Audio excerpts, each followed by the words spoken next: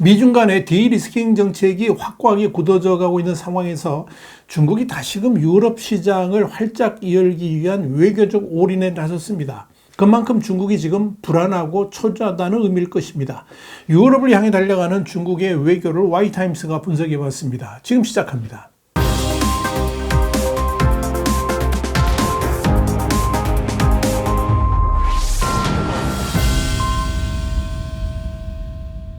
중국 환구시보의 영문판인 글로벌 타임스는 20일 리창 국무원 총리가 18일 독일에 도착해서 독일 대통령과 주요 기업 대표들을 잇따라 만나면서 경제 외교에 힘을 쏟고 있다라고 보도를 했습니다. 글로벌 타임스는 이어서 리창 총리는 19일 베를린에서 프랑크 발터 슈타인마이어 독일 대통령을 만난 자리에서 중국과 독일 사이에는 근본적인 이해 충돌이 없고 견고한 협력의 기초와 강력한 발전의 모멘텀이 있다 그러면서 중국은 양국 협력의 전망에 관해서 자신감으로 가득하다라고 말했다. 이렇게 전했습니다.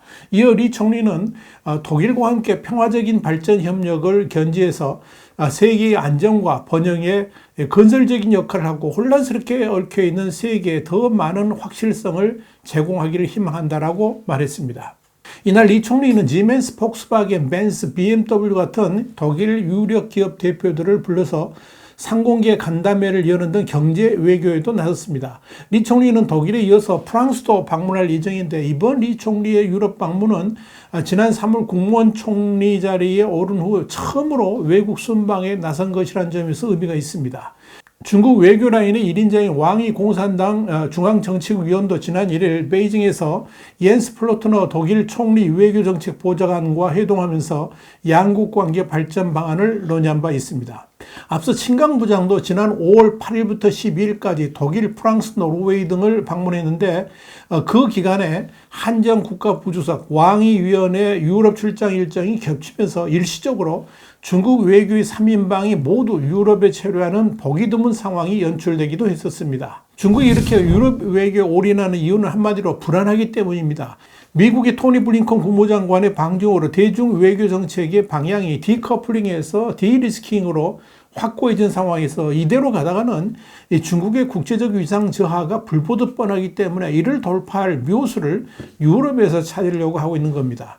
중국 내 전문가들도 리 총리의 이번 방문이 다층적인 국내 이해관계 속에서 균형점을 찾으려는 독일을 미국의 구심력으로부터 한 발짝 떼어놓으려고 하는 포석이다. 이렇게 의미를 짚었습니다. 다시 말씀드려서 미국의 디리스킹 전략을 돌파하는 그 출발점으로 그동안 중국과 깊은 관계를 맺어왔던 독일을 타겟으로 삼아서 집중 공략에 나섰다는 의미입니다. 최용진 중국 국제문제연구원 유럽연구소장도 독일은 자국 발전의 이해관계, 중국과의 파트너십으로 얻는 이익, 미국으로부터의 압력 사이에서 정치적 입장과 경제와 무역상 필요성 사이에서 여러 정당과 정부 부처들의 이해관계 사이에서 미묘한 입장을 모색 중이다. 이렇게 평가를 했습니다.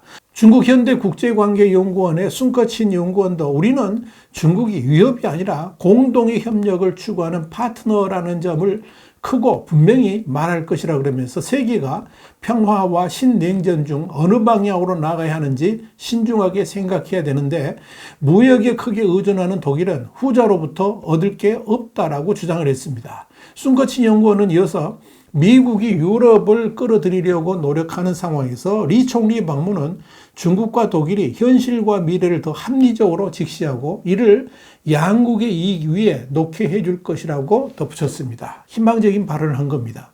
중국이 이렇게 독일에 희망을 두는 데는 다 이유가 있습니다. 로이터가 전하는 바에 따르면 지난 5월 16일 유럽연합 그러니까 EU가 러시아의 전쟁 자금줄을 차단하기 위해서 중국 등 제3국으로부터 대러 제재 적용을 확대하는 방안을 논의하는 자리에서 당초 초안보다 훨씬 완화된 수정안으로 교체된 적이 있었는데 독일이 향후 EU와 중국 간에 미칠 영향에 우려를 표명했고 이후에 집행위원회가 수정안을 새롭게 들고 나왔다 하는 겁니다. 지금 유럽은 중국과 거리두기를 하려고 하고 있죠.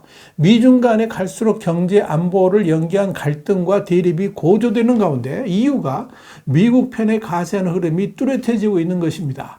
그동안에 미국의 공세에도 완충지대 역할을 해왔던 이유가 근래에 태세 전환이 분명히 있으니까 중국으로서는 비빌 언덕을 잃게 되면서 중국은 당황하지 않을 수가 없었던 겁니다. 실제로 지난 5월 중순에 EU 대외관계청은 스웨덴 스톡홀름에서 열렸던 EU 외교장관 이사회에서 관계국가 협력에 대만 유사시에 대비할 필요가 있다는 내용을 포함한 대중국 전략문서 초안을 배포했습니다. 그런데 대만 문제와 관련해 가지고 EU 차원의 입장 모으기 시도는 이례적이라는 점에서 주목을 받았습니다.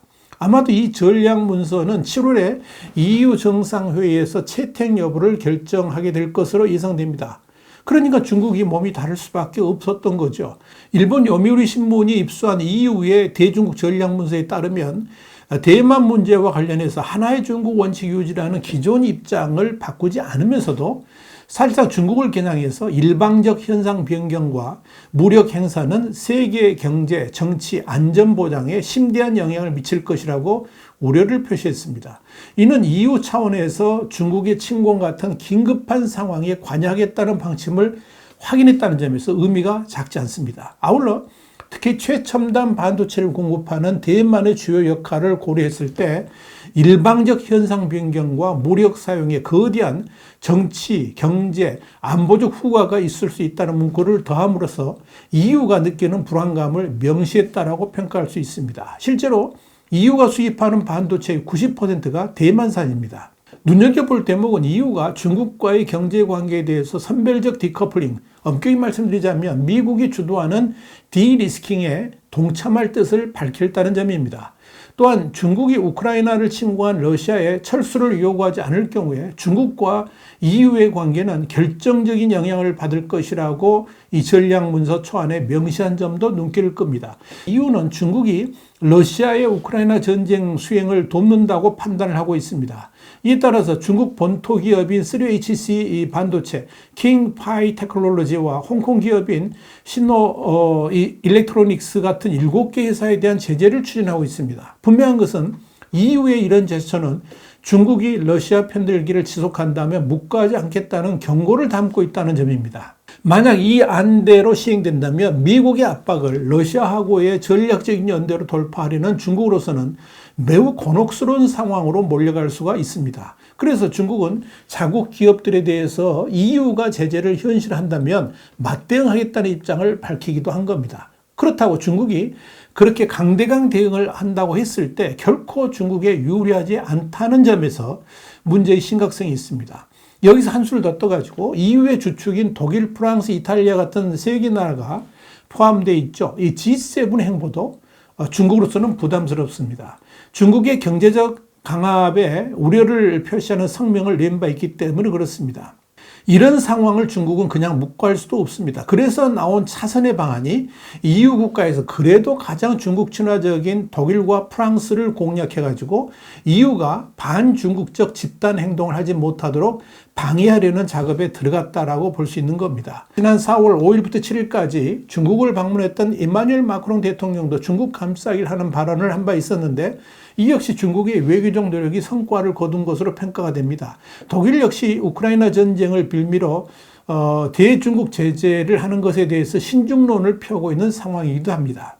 그렇다면 과연 유럽이 중국 문제를 놓고 분열할 가능성이 있을까요? 결론부터 말씀드리자면 그럴 가능성은 전혀 없습니다. 사실 프랑스나 독일이 중국 제재에 대한 신중론을 폈던 것도 미국의 정책이 디커플링이었을 때의 일입니다. 그러나 대중국 정책이 디리스킹으로 변한 상황에서 독일과 프랑스가 EU의 대중국 제재 방침을 무조건 반대하기는 힘들 것으로 보입니다. 지난 2일 홍콩의 사우스차이나 모닝포스트는 EU가 논의 중인 중국 기업에 대한 제재가 채택될 것으로 보인다라고 보도를 했습니다. 제재 패키지의 일부 내용이 수정될 가능성은 있지만 전반적 흐름에는 변화가 없을 것이라는 전망이 압도적입니다.